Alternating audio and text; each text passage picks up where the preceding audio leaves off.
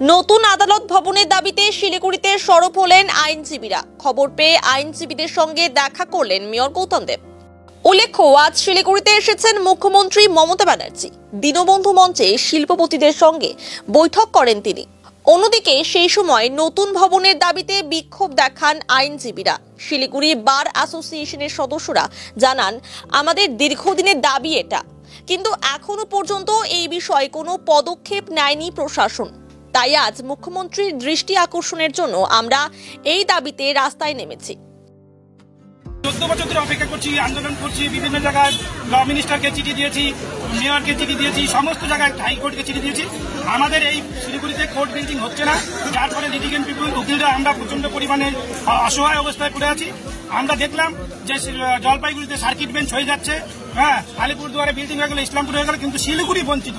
শিলিগুড়ির আইনজীবীরা বঞ্চিত, শিলিগুড়ির সাধারণ লিটিগেন্ট পিপুল, বিচারপ্রার্থী মানুষ বঞ্চিত। আমরা আজকে সকাল থেকে চেষ্টা করেছিলাম যাতে আমরা মুখ্যমন্ত্রীর কাছে একটা ডেপুটেশন দিতে পারি, কিন্তু প্রশাসনিক স্তরে আমরা কোনো রকম সহযোগিতা পাইনি। তাই আমরা বাধ্য হয়ে আইনজীবীরা রাস্তায় নেমেছি যে আমরা একটা জিনিস জানাতে চাই মুখ্যমন্ত্রীকে, আমরা কি চাই, আইনজীবীরা কি চাইছে। শিলিগুড়ি আদালতে একটা কোর্ট বিল্ডিং চাই, যেটা 14 বছর আগে এই বর্তমান সরকারের পক্ষ থেকে ভেঙে দেওয়া হয়েছিল, যে নতুন বিল্ডিং করা হবে এই আশাতে। কিন্তু 14 বছর ধরে শিলিগুড়ি বার অ্যাসোসিয়েশনে আমরা আন্দোলন করাবো, 14 বছর ধরে আমরা এই শিলিগুড়িতে কোনো বিল্ডিং পাচ্ছি না, যার ফলে আমরা অসহায় অবস্থায় আছি। বৃষ্টির মধ্যে আপনারা কোর্টে ঢুকলেই দেখতে পাবেন কি পরিস্থিতিতে আমরা আছি। অবিলম্বে শিলিগুড়ি আদালত চত্বরে নতুন কোর্ট বিল্ডিং চাই। এইটার জন্য দিদির কাছে আমরা একটা প্ল্যাকার্ড দেখাতে চাই যে দিদি আমরা কোর্ট বিল্ডিং চাই। যেটা সমস্যা হচ্ছে, প্রশাসন বলছে আপনারা এখানে দাঁড়াবেন না। আমরা বলছি যে সাধারণ নাগরিক হিসাবে রাজ্যের মুখ্যমন্ত্রী রাস্তা দিয়ে যাবে, রাস্তার দুই পাশে সাধারণ নাগরিক দাঁড়াতেই পারে, এটার ক্ষেত্রে কোনো সমস্যা নেই। এবং সাধারণ নাগরিক হিসেবে আমরা রাস্তার দুই ধারে দাঁড়িয়েছি পিসফুল, শান্তিপূর্ণভাবে। আমরা আমাদের দাবিটা এই প্ল্যাকার্ডের মধ্যে লিখে একটা করে কাগজ আমরা সবাই ধরে দাঁড়িয়েছি। মুখ্যমন্ত্রী যদি দেখতে পায় তাহলে ভালো, যদি না দেখতে পায় তাহলে আপনাদের মাধ্যমে আশা করি মুখ্যমন্ত্রী দেখতে পাবেন। আমরা বহু পর্যন্ত কিন্তু আজকে আমরা আবেদন দেওয়ার চেষ্টা করেছিলাম, কিন্তু আমাদের যে পারমিশন পাইনি মুখ্যমন্ত্রীর সঙ্গে দেখা করে। আমাদের শিলিগুড়ি বার অ্যাসোসিয়েশনের একটা প্রতিনিধি দল দেখা করবে, এই জন্য সকাল থেকে প্রচেষ্টা চালানো হয়েছিল, কিন্তু আমরা সেই জায়গায় ব্যর্থ হয়েছি যে আমাদের প্রতিনিধি দলের সঙ্গে দেখা করার অনুমতি আমরা পাই না। সত্যি মানে প্রশাসনের কাজ করবো, আমরা কি প্রশাসনের কাজে বাধা দেওয়া আমাদের কাজ না। আমরা আমাদের এই প্ল্যাকার্ডটা মুখ্যমন্ত্রীকে দেখাতে চাই, সেটার জন্য আশা করি প্রশাসন আমাদেরকে সহযোগিতা করবে। অন্যদিকে ঘটনার খবর পেয়ে সেখানে পৌঁছান মেয়র গৌতম দেব। মেয়র জানান, শীঘ্রই শিলিগুড়ি কোর্ট চত্বরেই তৈরি হবে নতুন ভবন। এই বিষয়ে আইনমন্ত্রী মলয় ঘটকের সঙ্গে শিলিগুড়ি বার অ্যাসোসিয়েশনকে নিয়ে আলোচনায় বসবেন। মুখ্যমন্ত্রীর নির্দেশে মেয়র গৌতম দেব মহাশয় আমাদের কাছে এসেছিলেন। উনি আমাদের একটা পরিষ্কার বার্তা দিলেন। এতদিন ধরে আমাদের এখানে যেটা সমস্যা ছিল, যে আমরা শুনছিলাম যে চাঁদমণিতে আমাদের কোর্ট হওয়ার একটা সম্ভাবনার কথা ছিল, কিন্তু এই মুহূর্তে চাঁদমণির যে জায়গাটায় কোর্ট করার কথা ছিল, সেই জায়গাটাকে মুখ্যমন্ত্রী অন্য কোনো পাশে দেওয়ার কথা ঘোষণা করেছেন, এবং আমাদের এই কোর্ট বিল্ডিংটা অন্য কোথাও যাবে না বলে এই মুহূর্তে আমাদেরকে গৌতম দেব মহাশয় বললেন যে রেস্ট আসিও, যে এটা আর কোথাও যাবে না, কোর্ট বিল্ডিং এখানেই হবে। এবং এই সংক্রান্ত আরো আলোচনা যেটা হবে সেই ব্যাপারে একটু পরে সন্ধ্যার দিকে উনি আইনমন্ত্রীর সঙ্গে আমাদের শিলিগুড়ি বার অ্যাসোসিয়েশনের প্রতিনিধি দলের সঙ্গে একটা মিটিং এর ব্যবস্থা করতেছেন। সন্ধ্যার সময় আইনমন্ত্রীর সঙ্গে বসে এই ব্যাপারে আরো যেটা কার্যকরী ভূমিকা বা পদক্ষেপ হবে সেটা নিয়ে ওনারা আরো ফাইনাল করবেন। আমরা আশা করছি আমাদের মেয়র শহরের প্রধান নাগরিক, তিনি যখন আমাদেরকে সবার সামনে এই আশ্বাস দিয়েছেন এবং মুখ্যমন্ত্রীর নির্দেশে যখন নিয়ে এসেছেন, তখন আমি মনে করি এটার মধ্যে কোনো জটিলতা নেই, এটা 100% সঠিক। এবং এই আশা রেখেই আমরা আদালতে ফিরে যাচ্ছি, এবং রাত্রিবেলায় বা আগামী দিনে আমাদের সদস্যদের সঙ্গে, মেম্বারদের সঙ্গে আইনমন্ত্রী বা মেয়রের আগামী দিনে কি আলোচনা হয় সেটা সময় সময় আপনাদের জানাবো। আপনারা সবাই এখানে এসে আমাদের এই যে আমরা দৃষ্টি আকর্ষণ, আমরা কিন্তু কোনো আন্দোলন বা অবস্থান বা আমরা কিন্তু কোনো ঝামেলার জন্য আসিনি। আমরা মুখ্যমন্ত্রীর দৃষ্টি আকর্ষণ করতে এসেছিলাম একটা ইস্যুতে। আমরা আশা করি যে মুখ্যমন্ত্রীর দৃষ্টি আকর্ষণ করতে পেরেছি, সেই কারণে দিদির নেতৃত্বে মেয়র এসেছিলেন। আমরা আশা করি যে এই সমস্যার সমাধান হবে। আপনাদেরকে সবাইকে এখানে আসার জন্য অশেষ ধন্যবাদ। আগামী দিনে যা রিপোর্ট হবে আমরা আপনাদেরকে জানাবো। আমরা সাধারণ আইনজীবী এখানে সবাই আছি, এখানে কোনো কংগ্রেস, সিপিএম, তৃণমূল, বিজেপি গল্প নেই। আমরা আইনজীবীরা আমাদের দিদি মুখ্যমন্ত্রী, মাননীয় মুখ্যমন্ত্রীর সঙ্গে তার দৃষ্টি আকর্ষণের জন্য এসেছিলাম।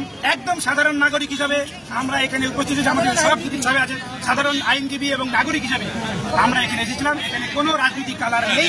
দৃষ্টি আকর্ষণ করেছিলাম মুখ্যমন্ত্রীর, এবং মুখ্যমন্ত্রীর নির্দেশে এই মুহূর্তে গৌতম দেব এসেছেন। তার মানে আমরা মুখ্যমন্ত্রীর দৃষ্টি আকর্ষণ করতে সমর্থ হয়েছি, এবং মুখ্যমন্ত্রীর দৃষ্টি যেহেতু আকর্ষণ করতে আমরা সমর্থ হয়েছি, মুখ্যমন্ত্রীর নির্দেশে মেয়র এসেছেন। আমরা এটা ধরে নিচ্ছি যে আমাদের যে উদ্দেশ্য ছিল মুখ্যমন্ত্রীর দৃষ্টি আকর্ষণ, সেটা সফল হয়েছে। তৃণমূল কর্মীকে তাড়া করে হাঁসুয়া দিয়ে নৃশংসভাবে কুপিয়ে খুনের অভিযোগ। ঘটনা আবারও মালদা। মৃত তৃণমূল কর্মীর নাম সুবল ঘোষ, বাড়ি মহদীপুর অঞ্চলের ইংলিশ বাজার থানার বারোদুয়ারি এলাকায়। মৃত তৃণমূল কর্মীর পরিবারের অভিযোগ, গতকাল রাত্রে সংশ্লিষ্ট এলাকায় এক আত্মীয়র বাড়ি অন্নপ্রাশনের নিমন্ত্রণ খেতে যাচ্ছিলেন সুবল ঘোষ। ঠিক সেই সময় তাকে একা পেয়ে এলাকার বিদ্যুৎ সংযোগ বন্ধ করে দিয়ে রীতিমতো তাড়া করে একাধিক হাঁসুয়ার কোপ মেরে নৃশংসভাবে খুন করা হয় তাকে। পরিবারের আরও অভিযোগ, সুবল ঘোষ এলাকায় তৃণমূলের হয়ে প্রচার করত এবং সক্রিয় কর্মী থাকার দরুন বিজেপি কর্মীদের আক্রোশ ছিল, আর সেই আক্রোশেই তাকে খুন করা হয়েছে।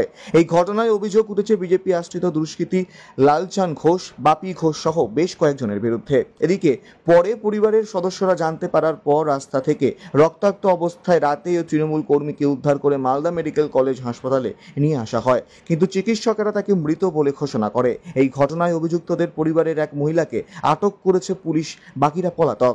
এই বিষয়ে মালদা জেলা তৃণমূল কংগ্রেসের মুখপাত্র আশিস কুন্ডু জানান, সুবল ঘোষ তৃণমূল কংগ্রেসের একজন সক্রিয় কর্মী ছিলেন। এলাকার বিজেপি আশ্রিতা দুষ্কৃতীরা তাকে কুপিয়ে খুন করেছে। আমরা চাই দোষীদের অবিলম্বে গ্রেফতার করুক পুলিশ। অন্যদিকে এই বিষয়ে বিজেপির দক্ষিণ মালদার সভাপতি অজয় গাঙ্গুলির দাবি, এটি একটি পারিবারিক বিবাদ।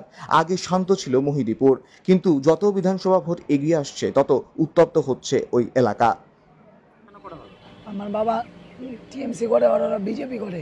আমার বাবা একটা বাড়িতে খেতে গিয়েছিল, ওরা 5-7 জন মিলে ধাওয়া করে আমার বাবাকে কারেন্টের লাইন মানে পালিয়ে ওটা বাবাকে মেরেছে, কোপ মেরেছে, একাধিকবার কোপ মেরেছে, একবার কোপ না, গলার শ্বাস না কেটে দিয়েছে। কেন খুন কেন করা হলো? খুনের তো আমার বাবা টিএমসি করে, ওরা বিজেপি করে বলে, এটাই। মানে আক্রোশ ছিল?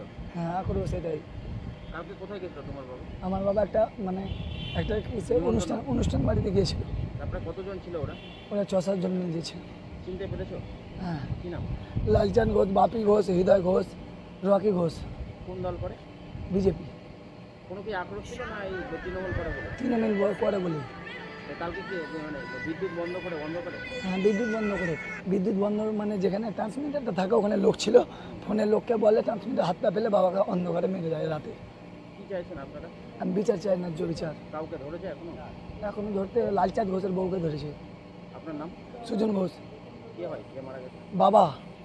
আজকে উত্তরবঙ্গ সফরে আসছেন মুখ্যমন্ত্রী, তার আগে দেখা যাচ্ছে কি যে তৃণমূল কর্মীকে একেবারে নৃশংসভাবে তাড়া করে খুন করার অভিযোগ। সুবল ঘোষ আমাদের তৃণমূলের সক্রিয় সদস্য, ফ্রম দ্য বিগিনিং সে তৃণমূলটা করে। সেই সুবল ঘোষকে কালকে নৃশংসভাবে খুন করেছে। আপনারা দেখেছেন সারা বাংলায় একটা সাম্প্রদায়িক অস্থিরতা তৈরি করার একটা চক্রান্ত বিজেপি সারা বাংলা জুড়ে করছে। উদ্দেশ্য একটাই, ভারতবর্ষের রাজনৈতিক মানচিত্রে মুখ্যমন্ত্রী মমতা বন্দ্যোপাধ্যায়কে কালিমালিপ্ত করা, তাকে মেলাইন করা। এগুলো করে বাংলায় কোনো কিছু করা যাবে না। যারা খুন করেছে তারা বিজেপির সক্রিয় কর্মী বলে আমাদের কাছে খবর আছে। মালদা জেলায় পুলিশ প্রশাসন অত্যন্ত অ্যাক্টিভ। আপনারা রেস্ট অ্যাসিওর থাকেন, পুলিশ যেখানেই যে পাতালের গিয়ে লুকাক, যারা এই নৃশংসভাবে খুন করেছে সুবলকে, তারা কঠোর থেকে কঠোরতর শাস্তি পাবে বলেই আমরা বিশ্বাস করি। ঘটনাটা এই যে অনেক দিন ধরে মানে আমার জামাইবাবু তো টিএমসি করে, ওরা মানে বিরোধী পার্টি বিজেপি করে, তো ওরা মানে অনেক দিন ধরে তকাতকি চলছিল। তো ওরা অনেক দিন ধরে প্ল্যান করেছিল। তো কালকে মানে গতকালকে রাতেবেলা এরকম খেতে গেছিলো অনুষ্ঠান বাড়ি, তখন ওরা প্ল্যান করে আমার জামাইবাবুকে মানে মার্ডারটা করেছে। কতজন ছিল? ওরা 6-7 জন ছিল এরকম। কাউকে ধরেছেন? এখনও পর্যন্ত কাউকে ধরেছে বলতে পুলিশ গেছে, একজন মানে মহিলা ধরেছে, অ্যারেস্ট করেছে, বাদবাকি তো সব পালাতক আছে।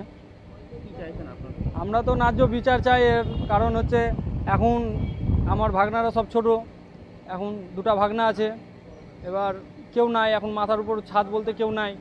এখন এর তো ন্যায্য বিচার না হলে তো হবে না। আপনার নাম? শুভঙ্কর ঘোষ। যে মারা গেছে কে? ওটা আমার জামাইবাবু। গতকাল মহদীপুরের বারোদুয়ারি যে খুন হয়েছে, সেই খুন সম্পূর্ণ পারিবারিক এবং আগের ঘটনার সঙ্গে যুক্ত। এখানে কোনো রাজনীতির সম্পর্ক নাই।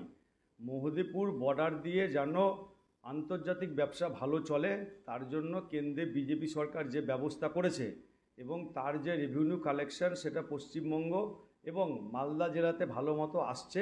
কিন্তু যত বিধানসভার ভোট আসছে তত মালদা জেলার তৃণমূল নেতৃত্ব যত সক্রিয় হচ্ছে, তত ওই এলাকা জুড়ে খুন খারাপি বেড়ে চলেছে। যত ভোট আসবে আমাদের মনে হয় খুন খারাপি বাড়তেই থাকবে। পুলিশ প্রশাসনকে নিরপেক্ষভাবে ওই জায়গায় তদন্ত করতে হবে এবং যারা যারা খুনে যুক্ত তাদেরকে কঠোর থেকে কঠোরতম শাস্তি দেওয়া দরকার। মাঝে মোহদীপুর ঠান্ডা হয়ে গেছিল, কিন্তু আমরা যেটা দেখতে পাচ্ছি তৃণমূলের নেতৃত্ব যখনই সক্রিয় হচ্ছে ওই এলাকায় তখনই একটার পর একটা খুন, রাহাজানি, মার্ডার, সমস্ত রকম সমাজের যে কাজ, নোংরা কাজ, সেই কাজ আবার মোহদীপুর জুড়ে উঠে আসছে। ভারতীয় জনতা পার্টি জেলার পুলিশ প্রশাসনকে বলছে জোর থেকে জোরদার ধরো, ওখানে পুলিশ প্রশাসনের টহলদারি হোক এবং যারা এইসব কাজে যুক্ত সে যে পার্টিই হোক তাদেরকে অবিলম্বে গ্রেপ্তার করে কঠোর থেকে কঠোর